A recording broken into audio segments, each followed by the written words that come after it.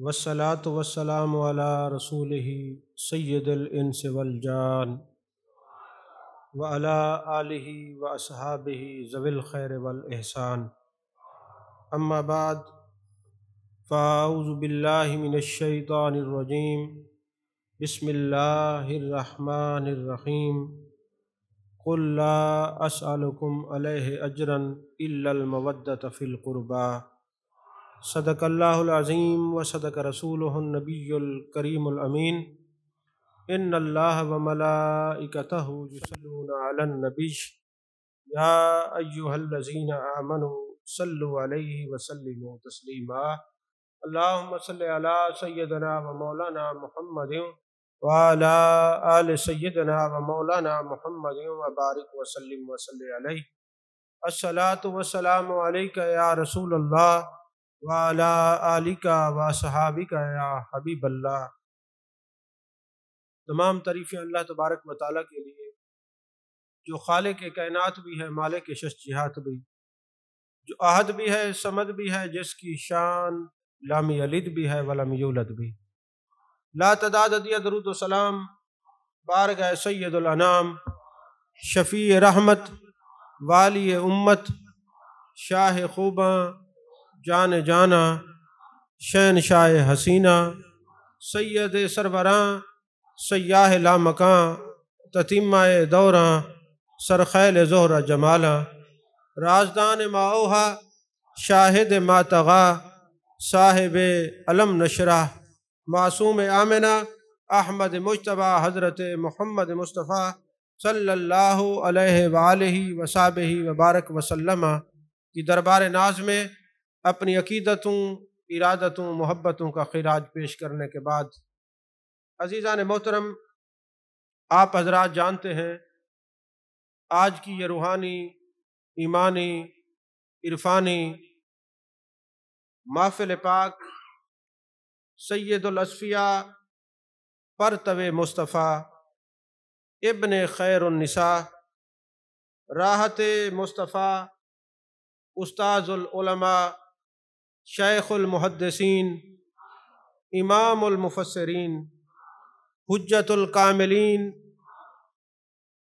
سرور سالکاں، مفسر قرآن، امام زمن، حضرت امام جعفر صادق رضی اللہ تعالی عنہ کی یاد کی محفل ہے۔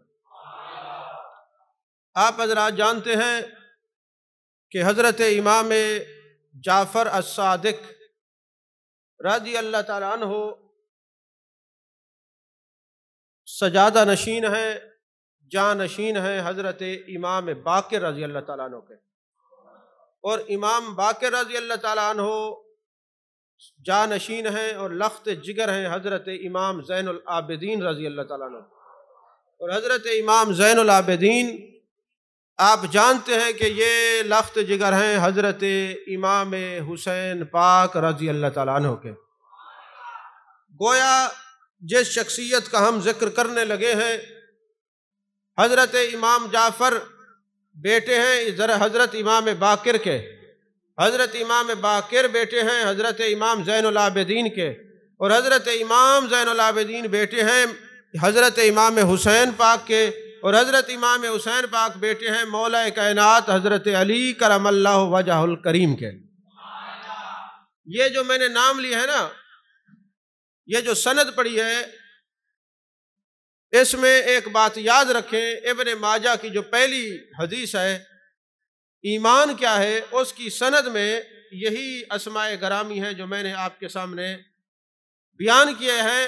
تو ابو سلط ہروی بہت بڑے امام المحدثین ہیں، شیخ الحدیث ہیں، وہ فرماتے ہیں اگر کوئی پاگل ہو جائے اور پاگل پن کے دورے پڑنا شروع ہو جائیں تو یہی اہل بیت کے اسماء گرامی پاگلوں پر پڑھ کے دم کیا جائے تو ان کا دماغ ٹھیک ہو جاتا ہے۔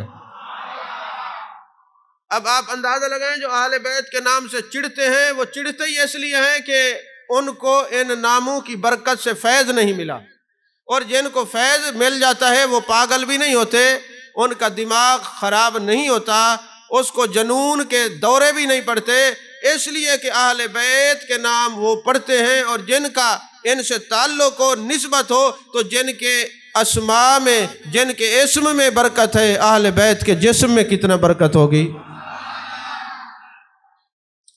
عزیزان محترم، میرے آقا کریم صلی اللہ علیہ وسلم ارشاد فرماتے ہیں، حضرت عبداللہ بن عباس رضی اللہ تعالیٰ عنہ راوی ہیں، فرماتے ہیں جان کائنات، جان عالم، مصطفیٰ جان رحمت صلی اللہ علیہ وسلم نے ارشاد فرمایا، اللہ تعالیٰ سے ان کی نعمتوں کی وجہ سے محبت کرو جو تمہیں اس نے عطا کی، اور مجھ سے محبت کرو اللہ کی محبت کی وجہ سے، اور میری اہل بیت سے محبت کرو میری محبت کی وجہ سے۔ اور دوسرے مقام پہ میرے آقا کریم صلی اللہ علیہ وآلہ وسلم ارشاد فرماتے ہیں، میری محبت میں میری اولاد سے میری امت محبت کرتی ہے۔ اب یہ لفظ میری پہ ذرا توجہ کریں، پتہ چلا میرا وہی ہوگا، محبوب والا وہی ہوگا جو اہل بیت سے محبت کرنے والا ہوتا ہے، صحابہ سے محبت کرنے والا ہوتا ہے۔ عزیزان محترم، حضرت عباس رضی اللہ تعالی عنہ ارشاد فرماتے ہیں کہ ایک وقت ایسا بھی آیا کہ قریشی آپس میں کوئی کلام کر رہے ہوتے اور اہل بیت میں سے کوئی جاتا تو وہ خاموش ہو جاتا، وہ کلام ہی نہ کرتے۔ تو حضرت عباس فرماتے ایک مرتبہ ایسا ہوا کہ کچھ لوگ آپس میں کلام کر رہے تھے، میں گیا وہ خاموش ہو گئے، مجھے یہ بات ناگوار گزری، میں جان کائنات، جان عالم، مصطفیٰ جان رحمت صلی اللہ علیہ وسلم کی بارگاہ میں عرض کی گیا اور عرض کی، یا رسول اللہ صلی اللہ علیہ وسلم، میرے لوگوں کے رویے میں دیکھ کے حیران ہو رہا ہوں کہ مجھے دیکھ کر وہ اپنی گفتگو کو بند کر دیتے ہیں، خاموش ہو جاتے ہیں۔ میرے آقا علیہ الصلوۃ والسلام نے فوراً ارشاد فرمایا، لوگو تمہیں کیا ہو گیا ہے؟ تم میری اہل بیت، میری آل کے سامنے اپنی گفتگو بند کر دیتے ہو، کلام نہیں کرتے۔ اللہ رب العزت کی قسم، جس کے قبضہ قدرت میں میری جان ہے، کسی کے دل میں اس وقت تک ایمان داخل نہیں ہوگا جب تک وہ میری آل سے محبت نہیں کرے گا۔ اور دوسرے مقام پہ فرمایا، اگر کوئی بندہ، مستدرک میں یہ حدیث پاک ہے، اگر کوئی بندہ 5 وقت کی نماز بیت اللہ میں ادا کرے، ہر نماز کے بعد وہ کعبے کا طواف کرے، مقام ابراہیم پر نوافل پڑھے، اگر اس کے دل میں میری اولاد کی محبت نہیں تو وہ جہنم کا ایندھن ہے، اس کی عبادت اس کے منہ پہ مار دی جائے گی۔ اب آپ کہیں گے کہ محبوب علیہ الصلوۃ والسلام نے فرمایا ہے، یہ سارے فضائل مختصر میں نے 3 احادیث مبارکہ آپ کے سامنے رکھی ہیں، اس سے پہلے آپ ذرا غور کریں۔ اللہ فرماتا ہے، قُل لا اسألکم، محبوب ان سے فرما دیجئے میں تم سے کوئی سوال نہیں کرتا، علیہ اجرا الا المودۃ فی القربى، جو میں نے تمہیں دین سکھایا اس پر تمہیں کوئی اجرت نہیں مانگتا سوائے اس کے کہ تم میری اہل بیت سے پیار کرو۔ یعنی جس نے یہ کہا ہے نا، جنہوں 5 تن نال پیار نہیں ہوتے کلمے دا اعتبار نہیں، وہ اس قرآن پاک کی آیت کا ترجمہ ہے، جو آل رسول سے محبت نہ کرے۔ اللہ فرماتا ہے، محبوب یار ان بچوں کو پیچھے بھیج دو، یہ پچھلے جمعے بھی ڈسٹرب کر رہے تھے، آپ لوگ چپ کر کے بیٹھے رہتے ہیں، ان کو منع نہیں کرتے، پیچھے چلے جائے بالکل آخر میں۔ قُل لا اسألکم علیہ اجرا الا المودۃ فی القربى، محبوب ان سے فرما دیجئے ہم نے جو تمہیں دین سکھایا ہے اس پر کوئی اجرت نہیں سوائے اس کے کہ میری اولاد سے پیار کریں۔ 2 باتیں بڑی قابل غور ہیں، بڑی قابل توجہ ہیں، ایک ہے مودت اور ایک ہے اجرت۔ اجرت کیا ہوتی ہے اور مودت کیا ہوتی ہے؟ اجرت یہ ہے کہ اگر آپ کسی درزی سے کپڑے سلواتے ہیں اور اس کو جو سلائی دیتے ہیں اس کو اجرت کہا جاتا ہے۔ آپ گھر میں کوئی نلکا لگواتے ہیں، کوئی موٹر لگواتے ہیں، وہ جو وہاں پہ پیپ وغیرہ لگائے جاتے ہیں اور اتنی مزدوری کی جاتی ہے، بور وغیرہ کیا جاتا ہے، اس کے بعد آپ جو پیسے دیتے ہیں اس کو اجرت کہتے ہیں۔ آپ اگر چکی پہ دانے پسواتے ہیں، جو پیسے دیتے ہیں اس کے بدلے میں پسائی کے، اس کو اجرت کہتے ہیں۔ اب اصول کیا ہے؟ اگر آپ نے کپڑے سلوائے اور درزی کی اجرت کو پی گئے آپ وہ کپڑے پہن کے جو عبادت کریں گے عبادت نہیں ہوگی۔ جہاں میں آپ کو لے کے جانا چاہتا ہوں، ذرا مراقبات سے باہر آ کر، سردی کی کیفیت سے باہر آ کر ذرا توجہ کیجیے۔ آپ نے گھر میں موٹر لگوائی اور اجرت پی گئے، اس پانی سے وضو کریں گے وضو نہیں ہوگا، غسل کریں گے غسل نہیں ہوگا، کیونکہ آپ نے اجرت نہیں دی۔ اب جو میرے مصطفیٰ کریم صلی اللہ علیہ وسلم نے ہمیں دین سکھایا ہے، اس کی اجرت کیا ہے؟ سرکار کی آل سے، ازواج سے محبت کی جائے۔ تو جس کے دل میں اہل بیت کا پیار نہیں ہے، تو کہ وہ اجرت نہیں دے رہا، اس لیے اس کے کلمے کا بھی اعتبار نہیں ہے، اس کے دین کا بھی اعتبار نہیں ہے۔ قُل لَا أَسْأَلُكُمْ عَلَيْهِ أَجْرًا إِلَّا الْمَوَدَّةَ فِي الْقُرْبَى۔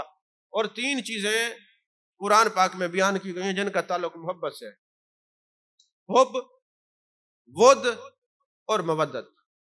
اللہ نے فرمایا وَالَّذِينَ آمَنُوا وَشَدُّوا حُبًّا لِلَّهِ، ایمان والے ٹوٹ ٹوٹ کر اللہ سے محبت کرتے ہیں۔ إِنَّ الَّذِينَ آمَنُوا وَعَمِلُوا الصَّالِحَاتِ سَيَجْعَلُ لَهُمُ الرَّحْمَنُ وُدًّا۔ جو لوگ نیک عمل کرتے ہیں، ایمان لاتے ہیں، اللہ ان کی محبتیں لوگوں کے دلوں میں بٹھاتا ہے۔ اور جب یہ اہل بیت کی باری آئی، فرمایا قُل لَا أَسْأَلُكُمْ عَلَيْهِ أَجْرًا إِلَّا الْمَوَدَّةَ فِي الْقُرْبَى۔ اب یہ اہل بیت سے مودت کا حکم ہے، نہ حب کا ہے نہ ود کا ہے، مودت۔ اب مودت کہتے کس کو ہے؟ اگر یہ سیکھنا ہے تو مولانا روم سے پوچھئے، وہ فرماتے ہیں میں نے مودت کا مفہوم جو سیکھا ہے وہ میں نے مچھلی سے سیکھا ہے۔ مچھلی کو پانی سے مودت ہے، اور جب مچھلی کو پانی سے مودت ہے، جب مچھلی پانی سے دور ہوتی ہے اس کی جان چلی جاتی ہے۔ پھر مچھلی کو مودت ہے پانی سے، اس نے پانی سے وعدہ کیا ہے جب تک میں انسان کی باڈی میں رہوں گی، میرے عناصر موجود رہیں گے، میں پانی پانی کرتی رہوں گی۔ یہی وجہ ہے کہ کوئی بندہ تیسری دفعہ پانی مانگ لے تو آپ کہتے خیر ہے، مچھلی تو نہیں کھائی ہوئی، یہ مچھلی کو مودت ہے پانی سے، یہ پانی سے مچھلی نے وعدہ کیا ہے جب تک میں کسی باڈی میں میرے عنصر موجود رہیں گے، عناصر موجود رہیں گے، میں پانی پانی کرتی رہوں گی۔ تو مچھلی کو مودت ہے پانی سے، اگر مچھلی پانی سے دور ہوتی ہے اس کی جان چلی جاتی ہے۔ بندہ خدا اگر اہل بیت سے دور ہوتا ہے اس کا ایمان چلا جاتا ہے۔ عزیزان محترم، حضرت امام جعفر الصادق رضی اللہ تعالیٰ عنہ، اب صحابہ اور اہل بیت کی رشتہ داری دیکھیں، ان کا پیار دیکھیں، ان کی محبتیں دیکھیں، تو جتنے باطل عقائد ہیں سب کا رد ہو جاتا ہے۔ حضرت امام جعفر الصادق رضی اللہ تعالیٰ عنہ کی والدہ کا نام ہے ام فروہ۔ کیا نام ہے بولیے؟ ام فروہ رضی اللہ تعالیٰ عنہ، وہ بیٹی ہیں حضرت قاسم کی، اور وہ بیٹے ہیں محمد کے، اور محمد بیٹے ابو بکر صدیق رضی اللہ تعالیٰ عنہ کے۔ اور پھر جو حضرت ام فروہ رضی اللہ تعالیٰ عنہ ہیں، وہ جناب والا بیٹی ہیں حضرت اسما کی، اور اسما بیٹی ہیں عبد الرحمن کی، اور عبد الرحمن بیٹے ہیں حضرت ابو بکر صدیق رضی اللہ تعالیٰ عنہ کے۔ حضرت امام جعفر صادق کہتے ہیں حضرت ابو بکر صدیق سے میری دوہری نسبت ہے، انہوں نے 2 بار مجھے جنم دیا ہے، 2 بار یہ میرے باپ کہلائے ہیں، اس لیے کہ 2 رشتوں سے میری نسبت حضرت صدیق اکبر سے دوہری نسبت ہے، نسب والی نسبت۔ امام جعفر فرماتے ڈبل ہے میری حضرت صدیق اکبر سے رضی اللہ تعالیٰ عنہ۔ یاد رکھیے، ایک روایت میں 82 ہجری ہے اور ایک میں 83 ہے۔ 82 یا 83 ہجری میں آپ کی ولادت ہوئی ہے۔ جب آپ کی ولادت ہوئی ہے تو حضرت امام زین العابدین حیات تھے۔ آپ کے دادا نے آپ کا نام بھی رکھا ہے، گھٹی بھی لگائی ہے۔ آپ کے دادا، آپ کے والد امام باقر علیہ السلام کی جو عمر تھی نا، جب آپ کی پیدائش ہوئی، حضرت امام جعفر صادق کی 26 برس تھی۔ 12 برس حضرت امام جعفر صادق نے اپنے دادا امام زین العابدین سے تربیت لی ہے۔ 12 برس تک ان کی مجلس میں رہے، ان کی خدمت میں رہے، ان کی تابعداری میں رہے، ان کی معیت میں رہے، ان کی سنگت میں رہے۔ اور حضرت امام باقر علیہ السلام جو ہے، انہوں نے حضرت امام زین العابدین نے 95 ہجری میں آپ کا وصال ہوا ہے، تو 114 ہجری میں حضرت امام باقر کی شہادت ہوئی ہے۔ تو 19 برس تک آپ اپنے والد ماجد کی تربیت میں رہے ہیں۔ تو یہ جو ہمارا شجرہ قادریہ ہے، یہ جس خانقاہ پر آپ بیٹھے ہوئے ہیں، اس خانقاہ کے اگر شجرے کو آپ مطالعہ کریں تو شجرہ شریف میں آپ کو یہ ایک شعر نظر آئے گا، معرفت کے نور سے دل کو میرے معمور کر، حضرت جعفر و صادق شاہ صدق و صفا کے واسطے۔ تو یہ ہمارے شجرہ قادریہ کے مرشد ہیں، گویا جس خانقاہ پہ بیٹھ کر اب اہل بیت کا ذکر سن رہے ہیں، ہمیں یہ ثواب ڈبل مل رہا ہے۔ ایک تو یہ ہمارے مرشد ہیں، ہم اپنے مرشد کا ذکر کر رہے ہیں، دوسرا اہل بیت سرکار کی اولاد کا ذکر کر رہے ہیں۔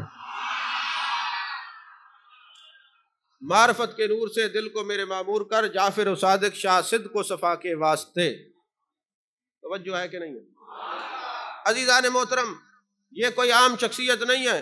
حضرت امام جعفر صادق رضی اللہ تعالیٰ عنہ خلفاء جو چاروں ائمہ ہیں، امام اعظم ہیں، امام مالک ہیں، امام شافعی ہیں، امام احمد بن حنبل ہیں، بل واسطہ یا بلا واسطہ یہ چاروں کے استاد ہیں۔ اور حضرت امام اعظم رضی اللہ تعالیٰ عنہ کے یہ ڈائریکٹ استاد ہیں۔ حضرت امام اعظم فرماتے ہیں وہ میری زندگی کے 2 سال اگر میں نے امام جعفر الصادق کی مجلس میں نہ گزارے ہوتے تو نعمان ہلاک ہو جاتا۔ امام اعظم کا اصل نام نعمان بن ثابت ہے رحمۃ اللہ علیہ۔ تو یہ تصوف کے امام ہیں، اور آپ کے جو شاگرد ہیں ان کے شاگردوں میں سب سے پہلا نام آپ کے لخت جگر حضرت امام موسیٰ کاظم رضی اللہ تعالیٰ عنہ کا ہے۔ یہ جتنے کاظمی سادات ہیں حضرت امام موسیٰ کاظم کی اولاد سے ہیں۔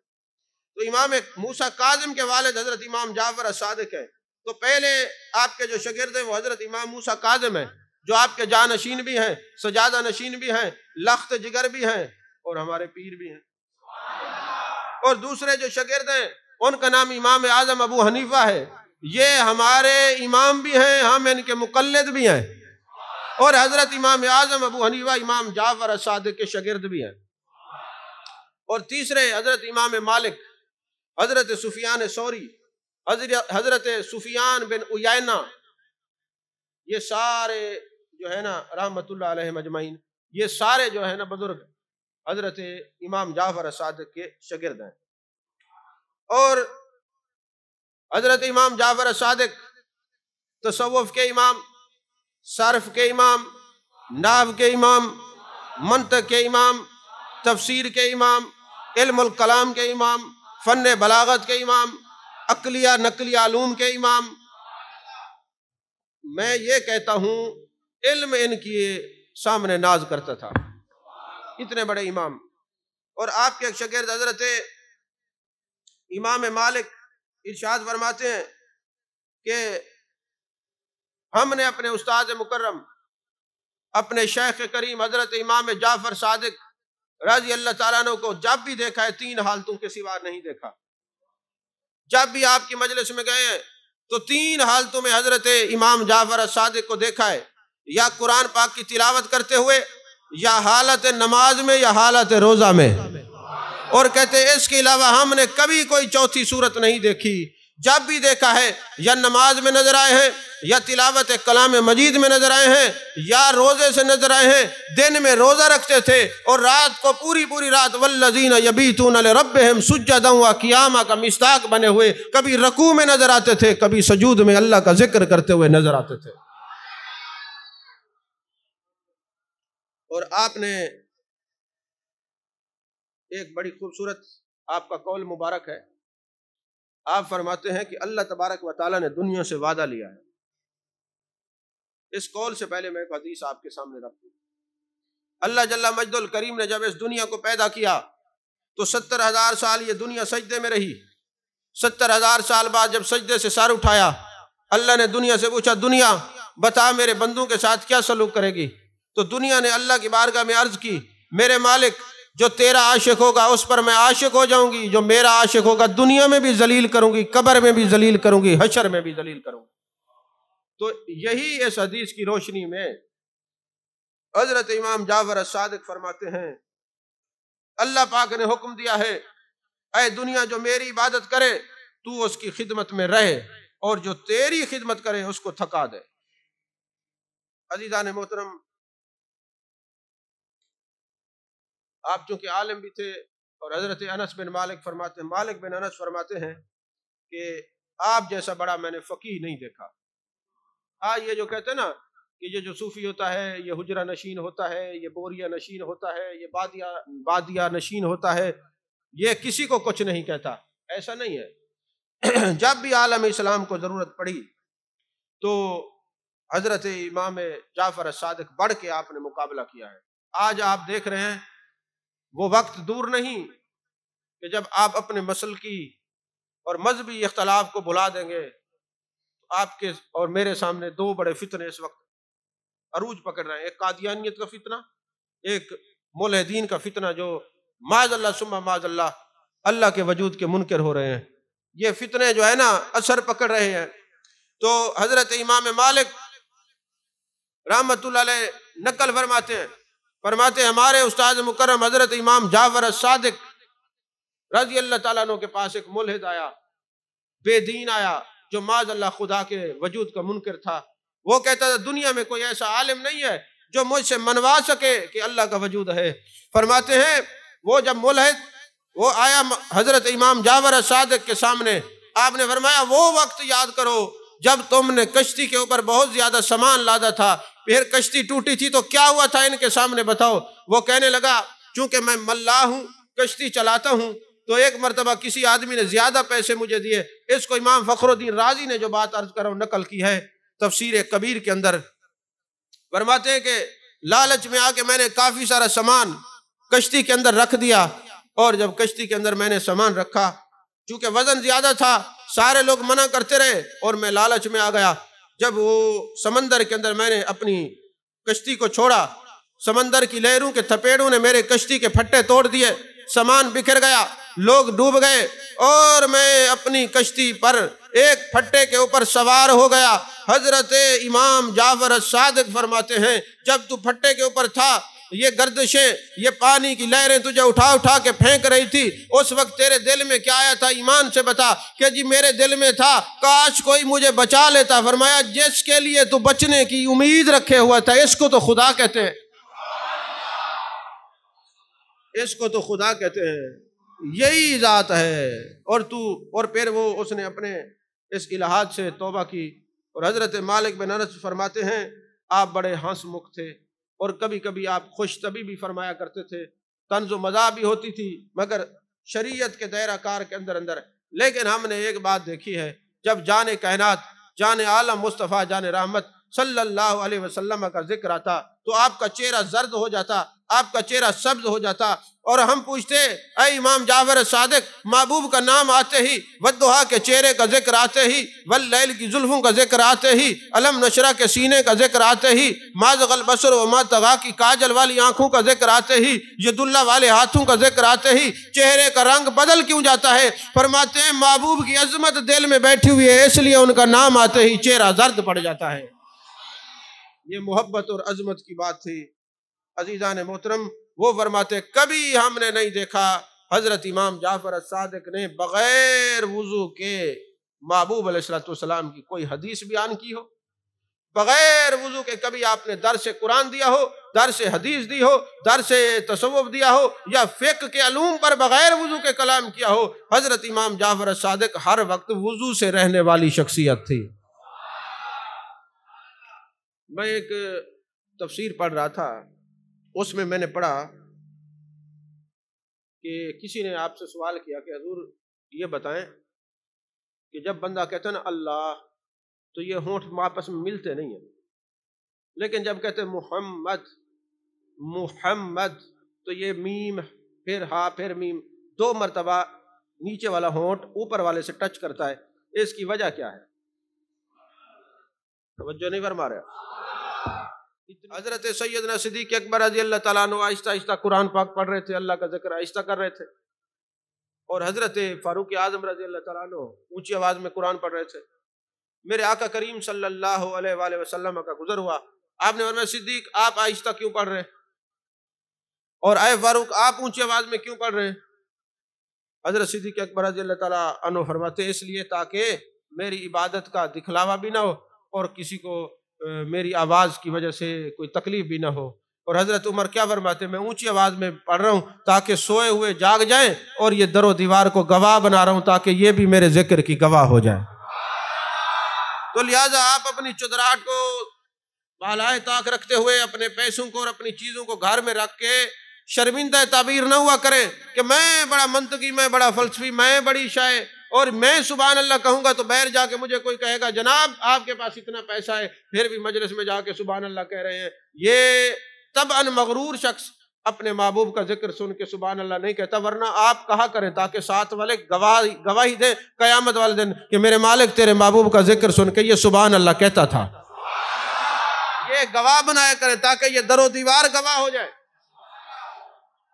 تو میں کیا عرض کر رہا تھا، جب اللہ کا نام لیں تو ہونٹ نہیں ملتے، اور جب محبوب علیہ السلام کا نام لیں تو یہ 2 مرتبہ ہونٹ کیوں ملتے ہیں؟ فرمایا بات دراصل یہ ہے 2 مرتبہ ہونٹ اس لیے ملتے ہیں، ایک تو وجہ یہ ہے کہ نام محمد اتنا پیارا ہے، ایک ہونٹ دوسرے کا بوسہ لیتا ہے۔ اب انگوٹھے چومنے کے منکرو دیکھو، تم تو محبوب کا نام ہے نہیں چومتے، تم نہ چومو، ہونٹ تو ایک دوسرے کو چوم ہی لیتے ہیں۔ اور دوسری وجہ یہ ہے کہ محبوب کا نام آتے ہی یہ نیچے والا ہونٹ اوپر والے سے اس لیے ملتا ہے، محبوب نے فرمایا میں خود اور میرا نام ہمیشہ جو پست ہیں ان کو بالا سے ملانے کے لیے آیا ہوں، جو کمزور ہیں ان کو طاقتور سے ملانے کے لیے آیا ہوں، جو نیچے والے ہیں ان کو اوپر والوں سے ملانے کے لیے آیا، اس لیے میرا نام آئے تو 2 مرتبہ نیچے والا ہونٹ اوپر والے ہونٹ سے ملاقات کرتا ہے۔ عزیزان محترم، اخلاقیات پر چونکہ تصوف کے بارے میں داتا صاحب نے کشف المعجوب میں لکھا، جس کا تصوف چیک کرنا اس کا اخلاق چیک کرو، اخلاق کتنا زیادہ ہے۔ بس میں 5 منٹ میں اپنی گفتگو کو اختتام کی طرف لے کے جا رہا ہوں۔ ہم نے یہ برکت کے لیے ان کا نام لیا، ویسے تو ہر سال ہوتا ہے۔ اخلاقیات کا عالم یہ ہے کہ ایام حج چل رہے تھے، جیسے حج سے پہلے یا بعد میں حاجی مدینہ شریف جاتے ہیں تو مسجد نبی شریف کے اندر ایک حاجی جو ہے وہ بیٹھا ہوا تھا، تو اچانک اس کی 1000 دینار تھیلی کے اندر تھے، اس وقت بٹوا تھیلی ہوتی تھی، تو وہ گم ہو گئی۔ اس نے ادھر ادھر دیکھا تو کچھ نہیں تھا۔ حضرت امام جعفر صادق نماز پڑھ رہے تھے، یہ بندہ اس کے پاس گیا اور کہنے لگا حضرت آپ نے میری تھیلی اٹھائی ہے۔ وہ جانتا نہیں تھا یہ کون ہے، اس کو نہیں پتا تھا یہ وقت کے امام ہے، حضرت امام جعفر صادق ہے، نہیں جانتا تھا۔ اس نے کہا حضور میری تھیلی گم ہو گئی ہے، آپ نے اٹھائی ہے؟ اور میں کیا تھا اس تھیلی میں؟ 1000 دینار تھے۔ فرمایا ساتھ میرا گھر ہے، چلو تمہیں 1000 دینار دیتے۔ وہ تھیلی کے اندر 1000 دینار جب آپ نے دے دیے، وہ واپس آئے نا، اس نے سامان الٹا پلٹا کیا۔ آپ دیکھیں نا ہمارے حاجی بیگوں سے فارغ نہیں ہوتے، ان کا سامان گم ہی رہتا ہے، خود رکھ کے بھول جاتے ہیں۔ تو یہ کیفیت ہوتی ہے، جب وہ آئے نا اس نے سامان کھولا، وہ تھیلی نکل آئی۔ جب تھیلی نکل آئی بڑا شرمندہ ہوا، لوگوں سے پوچھا یہ کون تھے؟ انہوں نے کہا تمہیں نہیں پتا، یہ امام زین العابدین کے پوتے تھے، یہ مولا کائنات کے بڑے پوتے تھے، یہ حضرت امام باقر کے لخت جگر تھے، یہ خاندان نبوت کے عظیم فقیہ تھے، محدث تھے، شیخ الحدیث تھے، شیخ القرآن تھے، امام جعفر صادق ان کا نام ہے۔ بڑا شرمندہ ہوا اور وہ تھیلی لے کے جب ان کے در دولت پہ گیا نا تو آپ نے فرمایا خاندان نبوت کا وطیرہ ہے، جس کو جو دے دیتے ہیں واپس نہیں لیا کرتے۔ توجہ ہے کہ نہیں ہے؟ فرمایا یہ سعادات کی گٹی کے اندر یہ بات ہے، جس کو جو دے دیتے ہیں پھر واپس نہیں لیا کرتے۔ اب یہ تیری ہے، لے جا، آپ کا اخلاق ہے۔ ایک مرتبہ آپ نے پابندی لگا دی کہ گھر کی کوئی ملازمہ، کوئی خادمہ ہے، کوئی عورتیں چھت پہ نہیں چڑھیں گی۔ آپ کا ایک صاحبزادہ تھا، تو ایک خادمہ تھی، اس کی ڈیوٹی لگائی ہوئی تھی کہ وہ اس کی پرورش کرتی تھی۔ وہ ابھی سیڑھیوں کے اوپر ایسے چڑھ رہی تھی تو آپ تشریف لے آئے۔ تو جیسے آپ تشریف لے آئے تو آپ کے روب کو دیکھ کر نا وہ ڈر گئی، اور وہ بچہ جو ہے نا سیڑھیوں سے اس کے ہاتھ سے گر گیا، اور وہ بچہ موقع پہ فوت ہو گیا۔ اب بچہ آپ کا ہوتا تو آپ کیا کرتے یہ آپ بہتر جانتے، لیکن وہ خاندان نبوت کا عظیم سپوت تھا۔ آپ نے بچے کو اٹھایا اور وہ جو خادمہ تھی اس کو کہتے ہیں میں شرمندہ ہوں، میری وجہ سے تیرے اوپر روب طاری ہوا ہے، جا میں نے اللہ کی رضا کے لیے تجھے آزاد کیا، جا میں نے تجھے اللہ کی رضا کے لیے آزاد کیا۔ اور بچے کی تجہیز و تکفین کے اندر مصروف ہو گئے۔ اور جب بہر آئے نا تو حضرت انس بن مالک فرماتے حضرت امام مالک پوچھتے ہیں حضور آپ کے چہرہ کا رنگ بدلیا ہے؟ فرمایا مجھے اپنے بچے کے فوت ہونے کا اتنا غم نہیں، یہ ہے کہ میرا روب اس ہماری خادمہ پر کیوں آیا ہے، میں اس لیے شرمندہ ہو رہا ہوں اور میرے چہرے کا رنگ بدل گیا۔ عزیزان محترم، میں ایک بات کہا کرتا ہوں اکثر، حضرت خواجہ حسن بصری رحمۃ اللہ علیہ خاندان نبوت میں رہے نا، تو کسی بندے نے سوال کیا حضرت آپ جو اس خاندان میں رہیں کوئی ان کے بارے میں کوئی بات بتائیں۔ ظاہر سی بات ہے، بندہ کسی کے ساتھ رہے، کسی عالم کے ساتھ، کامل کے ساتھ، دنیا دار کے ساتھ، تو بندے پوچھتے ہیں کہ یار تم جو رہتے ہو کیسا ہے؟ ان کا اٹھنا بیٹھنا کیسا ہے، رہن سہن کیسے، ذرا بتائیے۔ امام حسن بصری سے کسی نے پوچھا آپ جو خاندان نبوت میں رہے ان کا رہن سہن کیسا ہے؟ آپ نے فرمایا یہ بتاؤ صبر اور شکر کی تعریف کیا ہے؟ انہوں نے کہا مل جائے تو شکر کرو، نہ ملے تو صبر کرو۔ فرمایا یہ تو کتے اور بلی کا کام بھی ہے، اس کو مل جائے تو وہ صبر کرتے، نہ ملے تو شکر کرتے، مل جائے تو شکر کرتے، نہ ملے تو صبر کرتے، اس میں تیرا کیا کمال ہے؟ کہا اہل بیت کے بارے میں بتاؤ۔ فرمانے لگے جب نہ ملے شکر کرتے ہیں تو آ جائے تو تقسیم کر دیتے ہیں، اپنے پاس کچھ بچا کے نہیں رکھتے۔ یہ اخلاقیات کا اعلیٰ درجہ ہوتا ہے۔ ایک دفعہ نا حالات اچانک تنگ ہو گئے مدینہ کے، قحط سالی ہو گئی، غلہ نہیں تھا، تو آپ نے فرمایا کہ جو سادات ہوتے ہیں نا اللہ کی طرف سے ان کو کمی کوئی نہیں آتی۔ یہ کیوں نہیں آتی یہ بھی ایک راز ہے، پھر وہی کہوں گا، کیمرے لگے ہوتے ہیں، ہر بات سپیکر پہ نہیں کہی جاتی۔ آپ لوگوں کو یاد ہوگا کہ ایک وقت پاکستان کے اندر بھی قحط سالی ہوئی تھی، لوگوں کو کھانے پینے کا نہیں پتہ تھا۔ آپ جو سارے لا رہے ہیں آپ پیدا بھی نہیں ہوئے تھے، کیونکہ یہ اس وقت کی بات ہے جب میں بھی پیدا نہیں ہوا تھا، اور قحط سالی تھی۔ اس وقت ایک مرد درویش نے اعلان کیا تھا لوگوں جس کے پاس گندم نہیں ہے ہمارے در دولت پہ آ جائے، جس کے پاس کھانا نہیں ہے لنگر کی فراوانی موجود ہے، جس کے پاس آٹا نہیں ہے آٹا لے جائے۔ وہ کون تھا؟ تاجدار گولڈا حضرت پیر میر علی شاہ رحمۃ اللہ کے لخت جگر حضرت بابو جی رحمۃ اللہ علیہ تھے۔ اعلان بھی ریڈیو پاکستان میں آپ نے خود کیا تھا، جس کو جس چیز کی ضرورت ہے، گولڈا شریف میں لنگر بہت ہے، ان کو پتہ ہے والی بغداد سے ان کی نظر سے ملتا ہے لنگر، اور سرکار مدینہ۔ یارو مجھے ایک بات بتائیں، آپ حیات النبی کے قائل ہیں کہ نہیں ہیں؟ اچھا آپ کے بچے تکلیف میں ہوں تو آپ خوش ہوں گے کہ پریشان ہوں گے؟ اچھا جو کچھ ہوگا آپ نوازیں گے کہ نہیں نوازیں گے؟ تو میرا نبی تو مختار ہے، جب ان کی آل پہ ضرورت پڑتی ہے میرے مصطفیٰ اس کو نوازتے رہتے ہیں، کمی نہیں آتی۔ توجہ ہے کہ نہیں ہے؟ تو یہی قحط سالی مدینے میں ہوئی، غلہ بہت تھا۔ آپ نے اپنے منشی کو بلایا، فرمانے لگے کتنا گندم پڑی ہوئی ہے؟ اس نے کہا حضور اتنی ہے کہ ختم نہیں ہوتی، پریشان نہ ہو۔ فرمایا اچھا یہ لوگ بھوکے رہیں اور ہمارے گھر میں ذخیرہ ہو، سارا لوگوں کو اللہ کے راستے میں دے دو، کچھ نہیں بچانا۔ پھر جو بھی حالات ہوں گے، جو دوسرے تنگی تکلیف میں گزاریں گے ہم بھی گزاریں گے، لیکن ہماری محبت یہ گوارا نہیں کرتی کہ امت محمد یا بھوکی مر رہی ہو اور ہمارے گھر کے اندر دانا ہی دانا ہو، لہذا سارا اللہ کے راستے میں خرچ کر دو، ایک دانہ بھی بچا کے نہیں رکھنا۔ یہ اہل بیت کی اخلاقیات ہے۔ عزیزان محترم، ایک مرتبہ ایسا ہوا سادات کو شروع سے ہی شہید کرتے ہیں، امام حسین، حضرت امام حسن مجتبیٰ شہید، اب دیکھیں نا حضرت فاروق اعظم شہید، عثمان غنی رضی اللہ تعالیٰ عنہ شہید، حضرت مولا کائنات شہید، حضرت امام حسن مجتبیٰ، حضرت امام حسین پاک، حضرت امام زین العابدین، حضرت امام باقر، حضرت امام جعفر صادق، یہ تمام لوگوں کو مختلف لوگوں نے، بادشاہوں نے، حکمرانوں نے صرف ان کی عزت سے، ان کی شان و شوکت اور عظمت سے حاسد ہو کر، حسد کر کے ان کو شہید کیا۔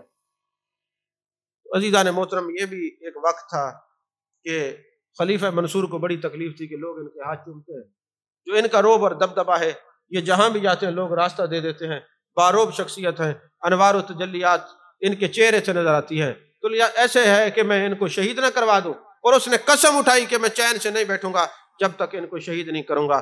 اور آپ کو بلایا گیا، جب آپ آتے ہیں نا تو سب سے پہلے خلیفہ منصور آپ کے سامنے آ کے قدموں میں گر جاتا ہے، اپنے پاس بٹھاتے ہیں، حضور کوئی چیز ضرورت ہو، اور خوشبو منگا کے داڑھی پہ لگاتا ہے۔ جب آپ چلے گئے تو لوگوں نے پوچھا تجھے کیا ہوا؟ اس نے کہا وہ اکیلے تھوڑی تھے، ایک بہت بڑا اژدہا تھا جس نے منہ کھولا، اس نے کہا میں تیری مال سمیت نگل کے رکھ دوں گا، خبردار خاندان نبوت میں سے کسی کو تو نے تکلیف پہنچائی۔ پھر آپ نے فرمایا میں نے اپنے والد سے، انہوں نے اپنے والد سے ایک دعا سیکھی ہے، پچھلے سال تو میں نے یہ دعا بتائی تھی۔ عزیزان محترم، یہ لے لیں آپ، اس کو جو ہے نا پڑھا کریں۔ تو پھر ایک مرتبہ ایسا ہوا کہ پھر منصور کو تکلیف ہوئی، اس نے کہا میں ان کو بلاتا ہوں، اور جلاد کو کہا جیب سے یہ آئیں گے نا تو میں اپنے سر پہ ہاتھ رکھوں گا، تم نے ان کو شہید کر دینا ہے۔ جب آپ تشریف لے آئے نا تو ایسا روب طاری ہوا کہ خلیفہ منصور نے اپنے پاس بٹھایا، اور جب چلے گئے تو دربان سے پوچھا تجھے جو میں نے کہا تھا اس کو شہید کرنا۔ جلاد کہتے ہیں منصور رب کعبہ کی قسم میں نے جعفر صادق کو نہ آتے ہوئے دیکھا ہے نہ جاتے ہوئے دیکھا ہے، اس وقت میری نظر پڑی جب آپ کے ساتھ وہ تشریف فرما تھے۔ ایک مرتبہ ایک شخص آیا اور کہنے لگا حضور آپ مہربانی کریں میرے لیے دعا کریں، میں کافی حج کروں۔ آپ نے دعا فرمائی اے اللہ اس کو 50 حج کروا دے۔ اب ہوتا یہ ہے کہ جب بندے کو ملنے لگ جائے پھر وہ کہتے ہیں کسی کی دعا تھوڑی تھی، حالانکہ یہ کام تو دعا سے، جو چیز دعا سے تو تقدیریں بدل جاتی ہیں۔ 50 حج کروا دے میرے مالک۔ اب وہ شروع ہو گیا 1 2 3 4 5 49 50۔ جب 50 حج ہو گئے تو کسی نے کہا چونکہ حضرت امام جعفر صادق نے تجھے 50 کی دعا دی ہے اب تو اگلا حج نہیں کرے گا۔ اس نے کہا نہیں میں جاتا ہوں۔ اب وہ سفر حج میں تھا، راستے میں تھا، سخت ٹھنڈ تھی، تو کسی جگہ اس نے ٹھنڈے پانی میں ہاتھ ڈالا، اس کو سردی لگ گئی، وہیں اس کی موت واقع ہو گئی۔ 50 سے 51 حج نہیں کر سکا کیونکہ تیرے منہ سے جو بات نکلی وہ ہو کے رہی۔ آپ نے جو فرمایا 50 حج ہوں گے 50 ہی ہوئے۔ اور ایک مرتبہ ایسا ہوا، آخری بات اور تقریر ختم،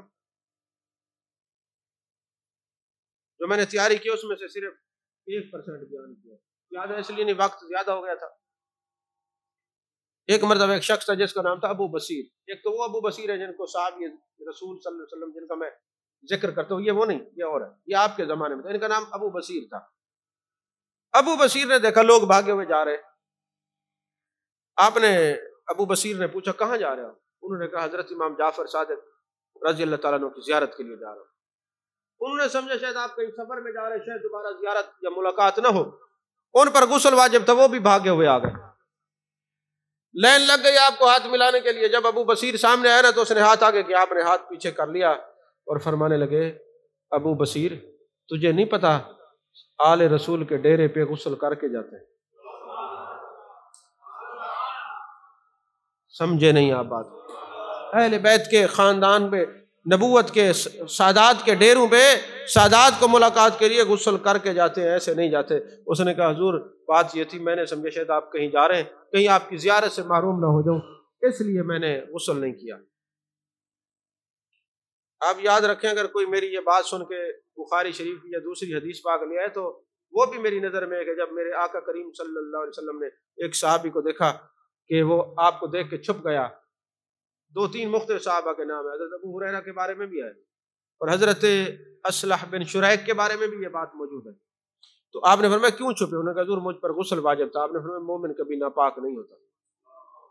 سمجھ میں آ رہی ہے بات کہ نہیں؟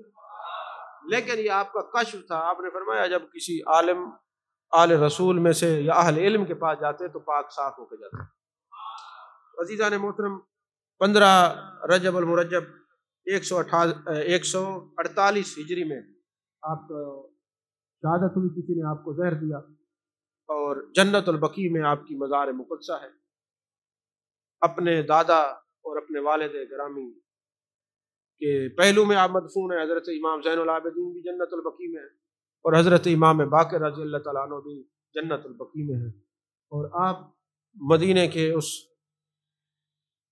بقیع غرقد کے اندر، جنت البقیع کے اندر آرام فرما ہے۔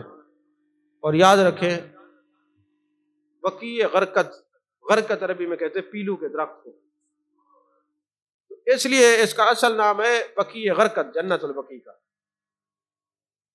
ایک بات اشرف علی تھانوی نے لکھی ہے، میرے ذہن میں بار بار مجھے دماغ کو ٹچ کر رہی ہے، میں چاہتا ہوں آپ کو بتا دوں۔ یہ حضرت امام جعفر صادق کے ذکر کی برکت ہے کہ یہ بات آ رہی ہے۔ کوئی اس کی وجہ ہوگی، وجہ میں نہیں جانتا، لیکن کوئی کہہ رہا ہے کہ یہ بیان کر دے۔ جس کا میں نے نام لیا ہے اس نے اپنی کتاب میں لکھا ہے کہ ایک شخص تھا جو تھا تو مسلمان، اور لبادہ اس نے اوڑھ رکھا تھا علم کا، وہ بھی فوت ہوا، اور ایک ایسی لڑکی تھی جو غیر مسلم تھی، اس نے بھی کلمہ پڑھا گھر والوں سے چھپ کے، اور اپنے قاری کو کہا کہ جب میں مر جاؤں تو مجھے عیسائیوں کے قبرستان سے نکال کے مسلمانوں کے قبرستان میں دفن کرنا۔ اب دونوں ایک وقت میں فوت ہو گئے۔ وہ مولوی صاحب جو مدینے میں رہتے تھے وہ مدینے میں فوت ہوئے، اور یہ یورپ کے اندر لڑکی جو ہے وہ فوت ہوئی، عیسائیوں کے قبرستان میں دفن کی گئی۔ قاری نے وفا کی نشانی لگا کے آ گیا، رات کو جب جاتا ہے کہ میں نے اپنی شاگردہ سے، بچی سے وعدہ کیا ہے میں جا کے اس کی جسم کو نکال کے مسلمانوں کے قبرستان میں دفناؤں۔ جب قبر کھولی تو دیکھا اس قبر کے اندر بچی نہیں، وہ مولوی صاحب جو جنت البقیع میں دفن کیے گئے تھے وہ عیسائیوں کے قبرستان میں پڑے ہیں۔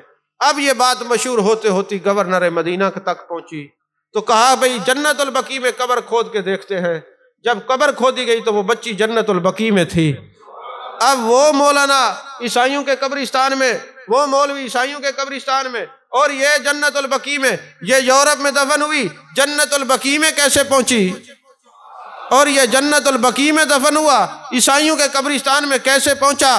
یارو زبان سنبھال کے بات کیا کرو، کئی جملے ایسے ہوتے ہیں جو اللہ کو سخت ناپسند ہوتے ہیں۔ جب اس کی گھر والی، مولوی کے گھر والی سے پوچھا گیا کہ اس کو کون سی ایسی بات تھی جس کی وجہ سے یہ عیسائیوں کے قبرستان میں اس کو پھینکا گیا ہے، وجہ کیا تھی؟ اس نے کہا جب اس پر غسل واجب ہوتا، یہ کہا کرتا تھا کہ عیسائیوں کا مذہب اچھا ہے، وہاں پہ غسل نہیں کرنا پڑتا، مسلمانوں کو لیے تو غسل جنابت کرنا پڑتا ہے۔ وہ عیسائیوں کے اس مسلک مذہب کی اس بات کو پسند کرتا تھا۔ اور پھر دوسری روایت ہے کہ قاری صاحب روتے روتے سو گئے، جان کائنات صلی اللہ علیہ وسلم کی زیارت ہوئی، فرمایا قاری صاحب پریشان ہونے کی ضرورت نہیں، اس کو عیسائیت پسند تھی، ہم نے ورشتوں کو کہا اٹھا کے عیسائیوں کے قبرستان میں ڈال دو، اور اس کو نبی کی نسبت پسند تھی، بچی کو اٹھوا کے ہم نے جنت البقیع میں دفنا دیا۔ تو پتہ چلا اسی طرح اور بھی آثار اور قرائن موجود ہیں جس میں یہ بات موجود ہے کہ کئی لوگوں کو خواہش یہ تھی کہ جنت البقیع میں دفن ہوں۔ تو محبوب علیہ السلام کی یہ روایت مختلف کتب میں موجود ہے، عاشق جہاں بھی مرتا ہے اس کو اٹھا کے جنت البقیع میں لے آتے ہیں، اگر کوئی وہاں منافق مر جائے تو اس کو اٹھا کے منافقوں کے قبرستان میں ڈال دیا جاتا ہے۔ تو لہٰذا عشق کی دولت کو مت اپنے دامن سے جدا کیجیے گا، اٹھتے بیٹھتے صحابہ سے محبت رکھیے، آل بیت سے محبت رکھیے، اور پھر دیکھیے کہ دل کس طرح مزکہ مصفہ اور مجلہ ہوتا ہے۔ اللہ ہم سب کی حاضری کو قبول فرمائے، آمین، وآخر دعوانا ان الحمدللہ رب العالمین۔